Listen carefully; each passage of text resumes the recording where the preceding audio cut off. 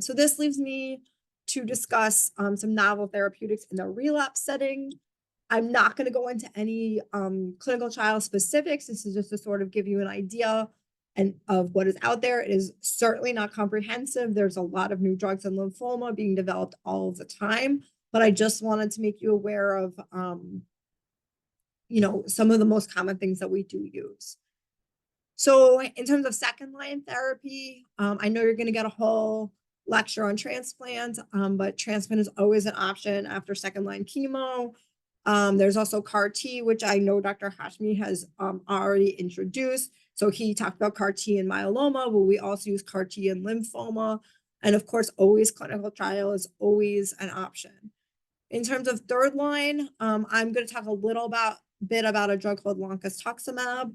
I'm going to talk a little bit about a CAR T. I'm going to talk a little bit about something we call bispecific T-cell engagers. And like I said, always keep clinical trials, as options.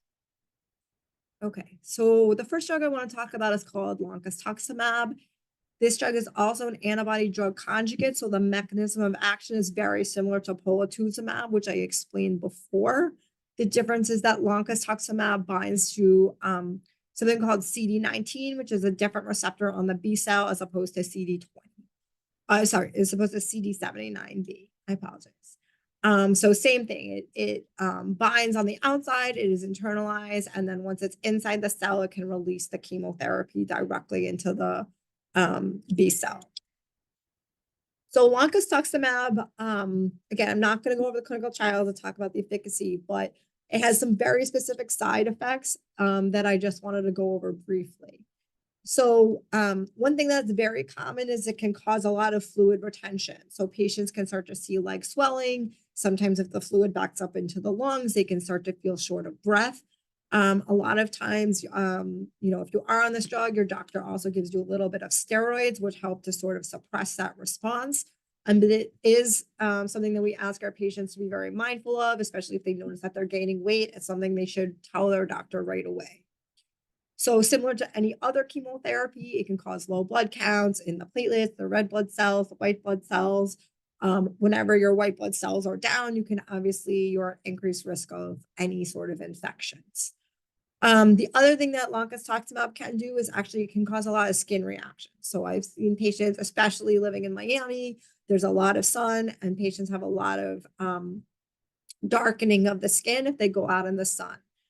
This reaction actually does reverse when you stop the Loncastuximab, but we always ask our patients to wear long sleeves when they go outside and wear a lot of sunscreen to make sure that they're not actually getting any burns. So again, I know Dr. Hashmi already sort of introduced the concept of CAR T cell therapy. So I'll just go over it briefly. But basically your T cells are collected from the patient. They are sent to a lab where they are genetically modified, and then they are infused back into the patient. This can take several weeks, as he mentioned, and it can be a barrier to care if patients don't actually live near a specialized CAR T center. There are currently 3 CAR T therapies approved for diffuse large B-cell lymphoma. They all have slightly different indications. But in general, there are 3 options. Something that I would like to talk about is something called bispecific T-cell engagers. So these are kind of the new kid on the block, the new drugs on the block. And I think that we're going to see a lot of these in the future. Again, they are also available in other heme malignancies like leukemia, also myeloma. They have a similar mechanism of action almost to the CAR Ts, but they are what we call an off-the-shelf product, meaning that you don't need to take T cells from your body. You don't need to engineer them. They are available much faster. And actually, I think they have fewer reactions so far. So bispecific T-cell engagers are monoclonal antibodies that basically target 2 different antigens. So one targets an antigen on the B cell and one actually targets an antigen on the T cell. So in your normal immune system, your T cells, they help you fight infection, but they can also help you fight the cancer. So the way the bispecific T-cell engagers work, they basically bring the T cell in close conjunction to to your lymphoma cell and they help kill that cell directly. So there's currently 2 main bispecific T-cell engagers that are approved for diffuse large B-cell lymphoma in the relapse setting, and those include epcoritamab and glofitamab. So we can see on the diagram on the right that they both actually have a CD20 arm. So that's the arm that attaches to the B cell, and they have a CD3 arm that attaches to the T cell. The difference is the glofitamab actually has a 2-to-1 ratio of the CD20 to the CD3, while the epcoritamab is a 1-to-1 ratio. Okay. So something that, again, this is a very brief overview. It's not a comprehensive talk, but I just wanted to bring up this one thing that we call cytokine release syndrome. So both for CAR T cells and for the bispecific T-cell engagers, one of the most common complications is something we call cytokine release syndrome.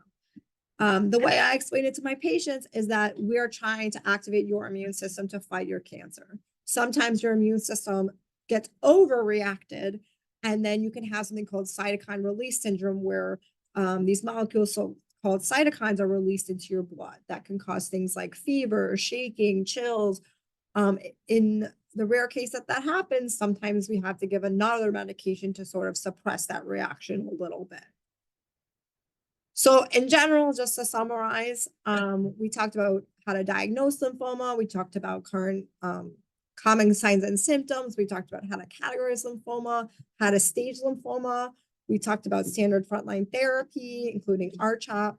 We talked about the POLARIX trial, which was practice changing for many providers in the first line setting. And then we briefly talked about several drugs in the relapse setting, including Loncastuximab, CAR T, and bispecific T-cell engagers. So I thank you for giving me the opportunity to speak today, and I welcome any questions during the Q&A.